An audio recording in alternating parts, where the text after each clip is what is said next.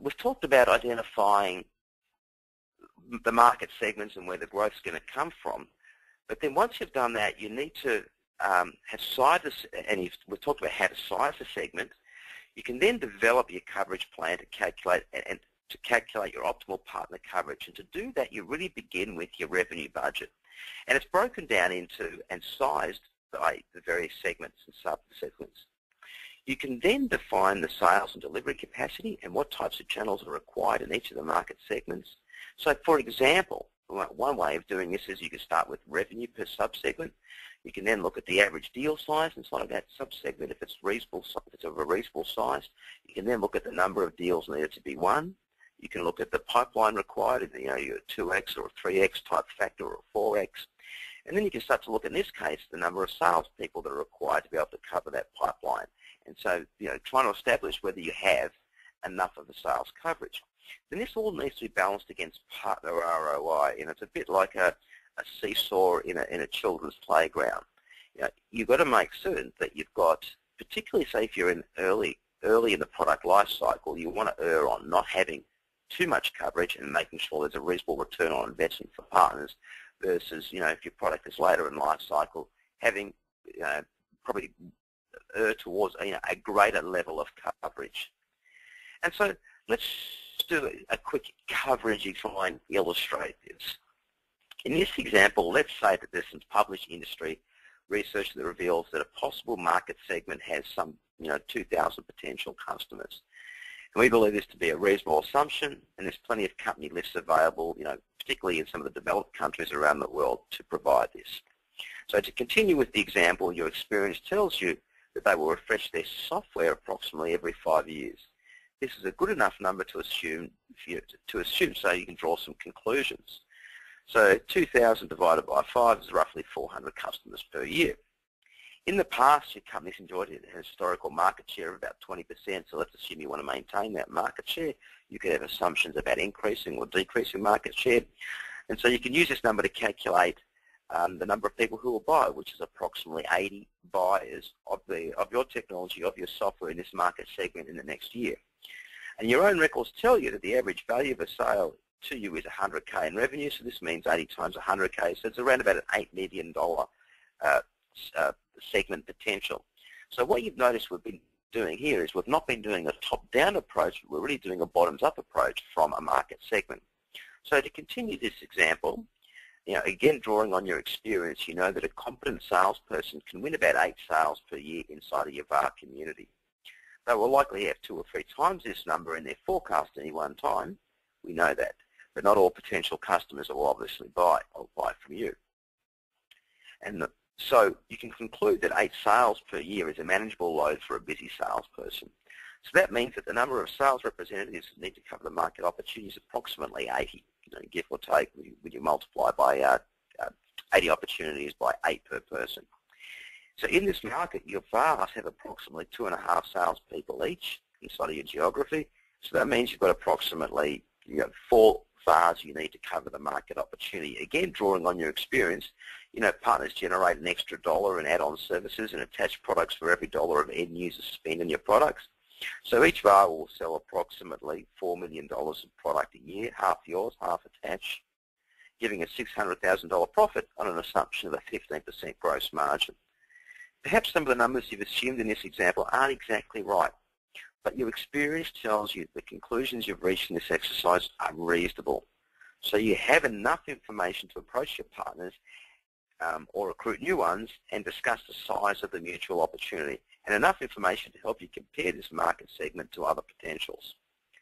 So the conclusion here is that you don't have to spend a fortune. You don't have to boil the ocean to do some market sizing and partner coverage mapping. A logical estimate based on experience is far better than no sizing at all, and partners will respect that. So what I'd like to share with you here is an example of an actual coverage tool that was created, or that we created for a particular customer. Now, we've had to do a bit to hide their identity, and we've changed this, and by the way, this is something that's very difficult to be able to demonstrate in a webinar format such as this, so I'll certainly do my best. And this tool is very much targeted at their CAM or channel manager community. It's about empowering it. So rather than going a top-down approach, it's empowering their channel managers to sort of, I guess, optimize the market opportunity, the coverage opportunity inside of their territory. And so what you see here is you see that there's three types of fields. You've got grey fields there, so they are your headings. You've got blue fields, which are your data entry fields, and you've got fields that are with a white background, and they're typically fields that have data populated in them from either their ERP or CRM systems. And so, again, this is trying to give you, so the first slide here is really trying to give you a macro view. So here, first of all, you'll see that in this for this particular vendor, the way they've done their segmentation is they've broken it down geographically, and then they've further broken it down by product groups. So again, a logical way in which to do segmentation. And segmentation will be, as I said, will be different for 10 vendors. You'll have often 10 different ways of doing segmentation. So you have three product groups here. We're going to focus specifically more on product group 1 as we sort of use this illustration to take you through it. So what you first of all see here is that in product group 1, there was about $500,000 worth of sales that were done inside of this partner-based territory across multiple partners in 2009. And in 2010, they were targeting about $700,000 worth of growth. Sorry, in total, so 40% of growth. That was broken into, they break their partner community into what they call key partners or managed partners, or goes by various names, and unmanaged partners. So the key partners represented 350 of that 500,000, and they're looking at targeting those partners at a growth rate of around almost 29%. So therefore, if you look at it at a macro level across all three product groups, this particular channel manager is targeting $2.1 million worth of software license revenue against a $1.5 million actual achievement in the previous year.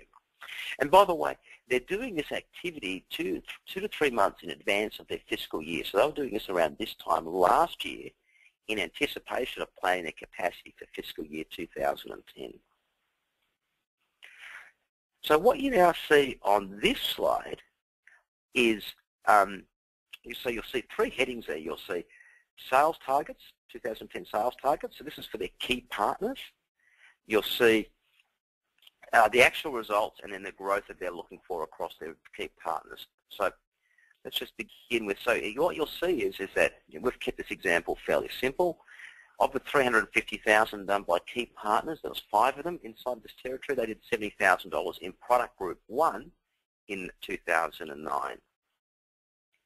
And so now they're looking at 129% growth, so they want a linear growth of $90,000 each. In reality, it wouldn't be this simple. You'd look at each of the individual partners' capabilities, their attributes, their capacity for growth, and a range of other different things, and you'd come up with some more informed decisions based on that, not just a universal growth rate. But let's try and keep the example simple here. So that's for the key partners or the managed partners, but there was also $150,000 worth of unmanaged partner sales that's also occurred in 2009. And so the assumption here is that it's not a big focus for them, so they're only going to look at a 10% growth, which is probably in line with market of these unmanaged partners. So therefore what you'll see is that there is a $90,000 deficit. So they're looking to grow from 500,000 to 700,000. You recall, 450 will come from their key partners, 165,000 will come, or thereabouts, will come from their non-managed partners, so you have a deficit. So what do you do about this deficit? So as I said, this activity was taking place in around about October 2009, and they recognised that and the reason why they did that is they recognised they had a number of coverage gaps, and if they're going to try and achieve their 2010 objectives, they couldn't wait. And because it takes time to bring a partner on, to identify the partner, to recruit them, to enable them, to build pipeline with them, and to close that pipeline. It all takes, considerable time.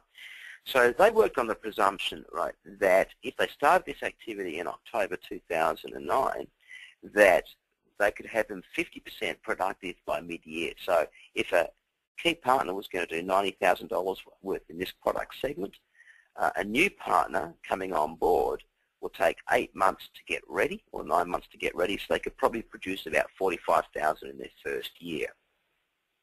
So what you see here is they're working on a presumption of 50% productivity. Now, in some cases, the more complex the product, it could be 20% productivity. The more tertiary the product, it might be higher. It might be much quicker, ramping and onboarding process. But they worked on 50%, and so what came out of this was in product group 2, they needed to recruit 2 new partners. In product group 3, there was 3, and so on and so forth. So the idea was they had some very clear, so they were empowering the channel manager to clearly understand their capacity needs and what they needed to do to be able to achieve their growth rates they were looking for with their key partners inside of this particular territory. So I've talked a lot about the process of how to do all of this, but unfortunately not all of us have the resources and the data to do this. So what I'd like to do is to pass across to Joby to talk a little bit about some of the challenges and some of the approaches from both a resource and a data perspective. Great. Well, thank you, Braham. And these were great examples, and I think a very common sense approach to helping you determine your capacity needs. As Braham mentioned, there are a few key things you'll need to do in order to successfully execute the analysis necessary to optimize this partner coverage. You need to build your team, and then really need to have a solid foundation, such as a partner relationship management system, to track all the data and stuff that you're going to need to complete the analysis. So talking about the people resources, obviously you'll need to assign a project manager, and this is going to need to be a strong individual in your organization that can control all the various resources and get their hands on the appropriate data that you're going to need to conduct the analysis.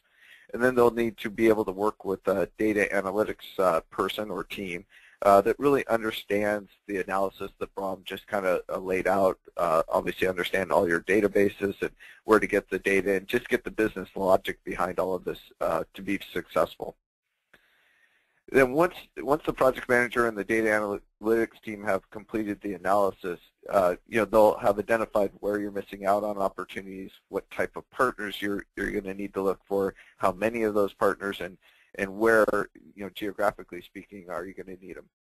At that point, it'll be time to kind of step into the recruitment phase.